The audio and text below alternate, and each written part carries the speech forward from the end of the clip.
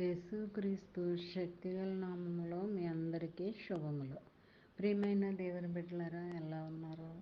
గతించిన దినమంతా కూడా ఆయన రెక్కల నీడలో మనందరినీ కాపాడి మరొక నూతనమైన దినంలో మనల్ని ప్రవేశపెట్టిన విధానాన్ని బట్టి మరొకసారి ఆయనకి వందనాలు చెల్లించుకుంటున్నామండి. మరి ఈ దినము దేవుడు మనకిస్తున్న వాగ్దానము లేవీకాండము 26వ అధ్యాయము 6వ వచనం.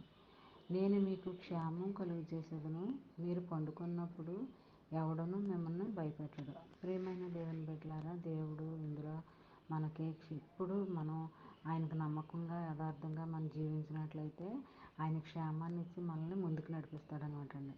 అది ఎప్పుడైనా సరే మనం పడుకున్నప్పుడైనా, మరి బయటికి వెళ్ళినప్పుడైనా, లోపలికి వచ్చినప్పుడైనా, అది ఎక్కడున్నా సరే ఆ క్షేమం మనలంటే ఉంటుందన్నమాట అండి. మనల్ని విరోధి అనేది ఎవడో కూడా మనల్ని భయపెట్టడండి, మన దగ్గరికి రాడండి. ఎప్పుడు కూడా మరి ఆయన క్షేమాన్ని నీకు కలుగజేస్తానని మాటిస్తున్నప్పుడు మనము కూడా ఆయనకి అనుకూలంగా జీవించాలన్నమాట. ఆజ్ఞానుసారంగా నడుచుకోవాలి. మరి అప్పుడే మరి ఈ వాగ్దానం మన జీవితంలో నెరవేర్పు అనేది కలుగుతుందండి.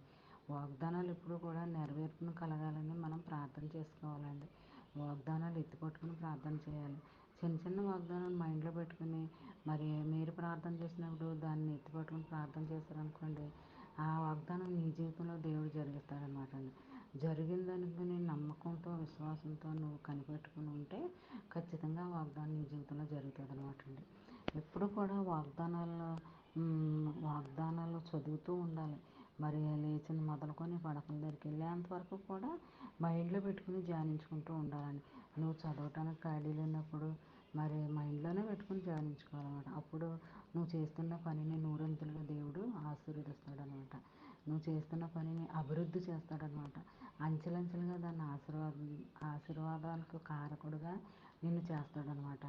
అలాంటి దీవెన ఆశీర్వాదాలు కలిగిన ఈ వాగ్దానాన్ని మనందరము కూడా పొందుకోవాలని కోరుకుందామండి. అలాంటి ఆశీర్వాదాలతో కూడిన వాగ్దానాలు ఎప్పుడు కూడా మనము విడిచిపెట్టకూడదండి, వదిలేయకూడదండి, నిర్లక్ష్యంగా చూడకూడదు, అజాగ్రత్తగా చూడకూడదు.